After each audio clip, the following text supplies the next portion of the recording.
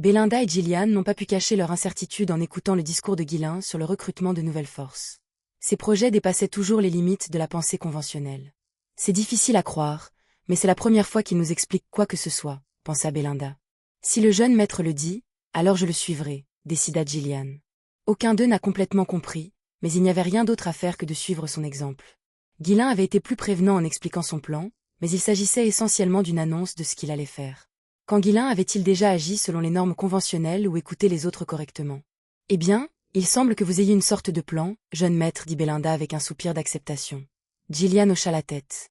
Il pensait que, tout comme lorsque Ghislain avait soigné sa fille, il devait y avoir quelque chose que seul Ghislain savait. Ouais, alors récupère vite. Nous vendrons la pierre runique dès que possible, dit Ghislain, enfin libéré des lancinantes de Belinda. Il tapota l'épaule de Gillian et ajouta. Tu devrais aussi te reposer. Il est temps que tu revoies Rachel. La santé de Rachel s'était améliorée grâce aux soins des servantes et aux médicaments qu'elles avaient préparés. Helena lui rendait souvent visite également et elles étaient devenues comme des amies. Grâce à vous, elle va bien, répondit Gillian. Pourtant, tu devrais la voir tant que tu le peux. Les choses ne feront que devenir plus chargées à partir de maintenant, dit Ghislain avec un léger sourire. Compris. Vous devriez vous reposer aussi, monseigneur. Et n'oubliez pas de terminer votre traitement, répondit Gillian en lui rendant le sourire. Après le départ de Gillian, Ghislain sentit la fatigue le frapper comme une vague. Mais même s'il était fatigué, il ne s'est pas couché immédiatement. Malgré l'enthousiasme suscité par l'acquisition de la pierre unique, Ghislain ne pouvait pas baisser sa garde. Combien de temps cela prendra-t-il? Murmura-t-il pour lui-même. La nouvelle de la pierre unique s'était déjà répandue parmi les serviteurs. Dès demain, des rumeurs commenceraient à circuler sur tout le territoire, et bientôt tout le monde le saurait. Cela signifiait qu'Amélia et le duc Delphine en entendraient bientôt parler également. Comme il avait dit à Belinda et Gillian, il était presque certain qu'ils avaient des espions implantés à Perdiem. Amélia travaille peut-être avec le duc Delphine, mais elle agit probablement aussi seule, réfléchit Ghislain. La plus grande menace pour Perdiem était la faction du duc Delphine, qui complotait sans aucun doute soit pour prendre le contrôle du territoire, soit pour l'affaiblir. Mais Amélia visait personnellement Ghislain, et d'une certaine manière, elle était comme une épine dans le pied alors qu'il se préparait à affronter le duc. Les actions d'Amélia pourraient devenir un joker dans tout cela. Il ne s'attendait pas à ce qu'elle bouge aussi vite qu'elle l'avait fait. Si elle découvrait la pierre unique, elle intensifierait probablement encore plus ses efforts.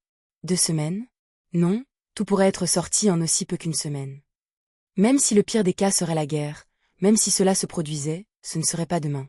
Les autres territoires auraient besoin d'une raison légitime pour lancer une attaque, et toute agression soudaine les rendrait suspects aux yeux des seigneurs qui ne s'étaient pas encore rangés à leur côté. Même s'ils décidaient d'avancer sous un prétexte fragile, la préparation à la guerre prendrait au moins 2 mois, comme Gillian l'avait prédit. Même si un territoire aussi pauvre que Perdiem pourrait avoir du mal à se préparer, les territoires les plus riches ne tarderaient pas à se mobiliser. C'est le moment idéal pour faire grève. Même si Perdiem était devenu riche du jour au lendemain grâce à la pierre unique, il faudrait du temps pour que le territoire profite pleinement de cette richesse. À l'heure actuelle, Perdiem était encore faible et vulnérable, ce qui en faisait une cible idéale. Je vais devoir utiliser toutes les pierres uniques que nous avons acquises. Peu importe le niveau de planification et de préparation, le résultat serait finalement décidé par ce qui se passerait lorsque tout entrerait en collision. Ghislain arpentait sa chambre, ses pensées remplies d'un mélange d'anticipation et d'anxiété. Et Caïn? Il n'y a toujours pas de nouvelles de sa part. Au milieu de la planification de la guerre et de la vente de la pierre unique, Ghislain se souvint de l'argent qu'il n'avait toujours pas collecté. Sa frustration éclata alors qu'il s'arrêtait au milieu de sa chambre. La date limite était déjà passée, ce qui signifiait que Caïn n'avait pas l'intention d'envoyer l'argent. Ghislain détestait se faire priver de ce qui lui était dû, surtout lorsqu'il s'agissait d'argent. Ayant été un roi mercenaire pendant si longtemps, c'était tout à fait naturel. Pour un mercenaire, se faire escroquer de l'argent équivalait à être contraint de quitter son activité. Bien sûr, Ghislain avait toujours été plus axé sur l'argent que la plupart des mercenaires, mais c'était justement une partie de ce qui faisait de lui le roi.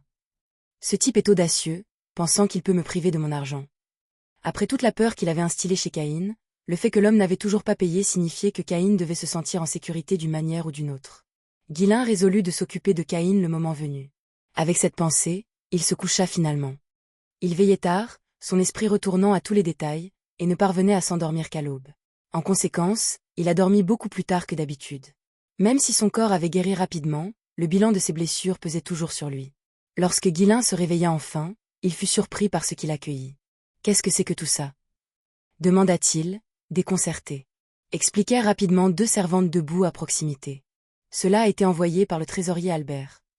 Cela venait du capitaine Oman. Cela vient du chambellan. Le scribe en chef a apporté cela. Le shérif a laissé ça. Et ceci a été envoyé par le capitaine des chevaliers. Devant Guilin, une montagne de cadeaux était empilée. De l'alcool, de la viande, des peaux de bêtes, des tissus fins et toutes sortes de marchandises. Pendant qu'il dormait, diverses personnalités importantes du territoire étaient venues lui déposer ses cadeaux. Les servantes énuméraient les noms de toutes les personnes influentes sur le territoire. Apparemment, depuis que Guilin dormait, ils avaient simplement laissé leurs offrandes et étaient partis. Eh bien, n'est-ce pas quelque chose, rigola Guilin en se grattant la tête en regardant par-dessus la pile. Maintenant que Guilin avait le contrôle de la pierre unique, les nobles et les personnalités influentes étaient impatients de se mettre de son côté.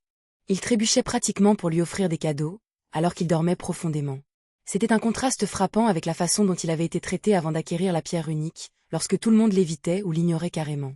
Ce n'est pas comme si je pouvais leur reprocher d'être nul maintenant qu'il y a de l'argent en jeu, il y a peu de temps encore, Guilin était le fléau de l'existence des nobles, un fauteur de troubles avec lequel personne ne voulait s'associer. Maintenant, ces mêmes personnes cherchaient désespérément à entrer dans ses bonnes grâces. Eh bien, j'ai creusé cette tombe moi-même. Je ferais mieux de m'y allonger tranquillement. Il valait mieux se taire que semer le trouble en se plaignant des cadeaux. Mais les cadeaux sont assez modestes. En inspectant les objets, Guilin ne put s'empêcher de sourire. Même si les cadeaux étaient clairement offerts en désespoir de cause, ils n'avaient pas vraiment de valeur. Les nobles de ce territoire pauvre n'avaient pas beaucoup de richesses à revendre, ils avaient donc clairement rassemblé tout ce qu'ils pouvaient. Même si la qualité des cadeaux ne l'impressionnait pas après tout, ce n'était rien comparé à ce qu'il avait apprécié lorsqu'il était roi mercenaire, il appréciait la sincérité derrière eux. « Apportez-moi la liste » ordonna Guilin. Une servante lui tendit une feuille de papier, énumérant tous les noms de ceux qui avaient apporté des cadeaux et ce qu'ils avaient offert. Dans la société noble, il était d'usage de reconnaître les cadeaux par une réponse appropriée. Ne pas le faire pourrait être considéré comme une atteinte à l'honneur. Les femmes de ménage avaient méticuleusement tout enregistré, s'assurant que rien n'était oublié. Après avoir examiné la liste, Guilin hocha la tête et dit aux servantes : « Donnez l'alcool et la viande aux mercenaires. Partagez les tissus et autres nécessités avec les autres serviteurs. » Les visages des servantes s'illuminèrent lorsqu'elles demandèrent : « N'y a-t-il rien ici dont vous ayez besoin, monseigneur ? » ?»« Non, je n'en ai pas besoin. Prends ce que tu veux. »« Merci. » Les servantes s'inclinaient à plusieurs reprises, comblées de gratitude. Si ces objets avaient peu de valeur pour Guilin, ils étaient précieux pour les domestiques qui, comme le reste du territoire, vivaient dans la pauvreté. Les rumeurs doivent être vraies. Le grand-duc a vraiment gagné beaucoup d'argent. C'est vrai ce qu'on dit, la générosité vient avec la richesse. Les servantes échangèrent des regards excités, à peine capables de contenir leur joie.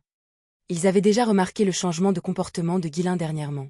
Il avait arrêté de leur crier dessus ou de leur rendre la vie difficile. Mais maintenant, il leur offrait même des cadeaux, ce à quoi ils ne s'attendaient pas. Bien sûr, une certaine peur persistait. Et s'ils revenaient à ses anciennes habitudes tyranniques ? Mais pour l'instant, ils étaient simplement heureux. Assurez-vous de dire à tout le monde que j'ai reçu leurs cadeaux. Faites-leur savoir que je rendrai bientôt visite à chacun d'eux, a déclaré Guilin. Oui, monseigneur, répondirent les servantes. Après avoir géré le flot inattendu de cadeaux, Guilin a vérifié son propre état. C'est étrange, marmonna-t-il. Il sortit du lit, sentant la douleur persistante dans son corps, et regarda son reflet dans le miroir. La teinte violette sombre et malsaine qui avait coloré son visage lorsqu'il avait été empoisonné par le Blood Python avait disparu. Il était toujours pâle et décharné, mais son état s'était amélioré bien plus que prévu. Curieux, il s'assit et commença à méditer, en se concentrant sur sa circulation de mana. Après un long moment, Guilin ouvrit les yeux avec une expression perplexe. Mon mana, il a changé. Mana, comme il le savait, était principalement influencé par la méthode d'entraînement, la disposition et la constitution physique d'une personne. La technique de mana pratiquée et la manière dont il l'utilisait déterminaient la nature de leur mana. Le mana de Guilin avait toujours été sauvage et difficile à contrôler, presque féroce dans son intensité. C'était quelque chose qui se manifestait clairement lorsqu'il combattait. Mais maintenant, il y avait autre chose. Sous les turbulences habituelles, il sentit une énergie subtile et insidieuse se cacher en lui. C'était quelque chose qu'il n'avait jamais rencontré auparavant, pas même dans sa vie passée. Le mana peut-il vraiment changer comme ça ? Une fois le mana accumulé, sa nature changeait rarement. Même les mages, qui pouvaient manipuler le mana pour lancer divers sorts, ne modifiaient pas la nature fondamentale de leur mana. Ils ne le modifiaient que temporairement par le biais de rituels ou de sortilèges. C'est pourquoi certains mages étaient naturellement plus compétents en magie du feu, tandis que d'autres excellaient en magie de glace. Tout dépendait de leur trait de mana inhérent. Est-ce que ça pourrait être le poison du Blood Python mélangé à mon mana ? Cela semblait absurde, mais c'était la seule explication à laquelle il pouvait penser. Guilin leva la main, essayant d'extraire et de contrôler uniquement la sinistre énergie contenue dans son mana. Cependant, la présence était faible et difficile à détecter, d'autant plus que son corps était encore en convalescence. Après plusieurs tentatives, il abandonna avec un soupir. Très bien, pas besoin de se précipiter. Je le découvrirai une fois que je serai complètement rétabli.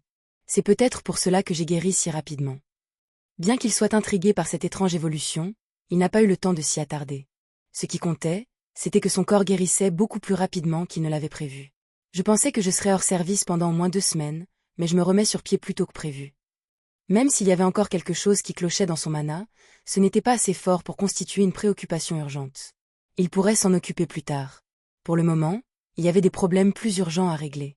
Alors que Guilain se préparait à retourner au travail, quelqu'un est venu le voir. Ah, notre estimé grand-duc est enfin debout. Vous avez l'air bien mieux qu'hier, monseigneur. Vraiment, vous êtes en bonne santé. Comme on l'attend d'un chevalier parmi les chevaliers, le futur souverain du territoire. Une silhouette si virile. L'homme bruyant qui le comblait de compliments exagérés n'était autre que Randolph, le capitaine des chevaliers de Perdiem.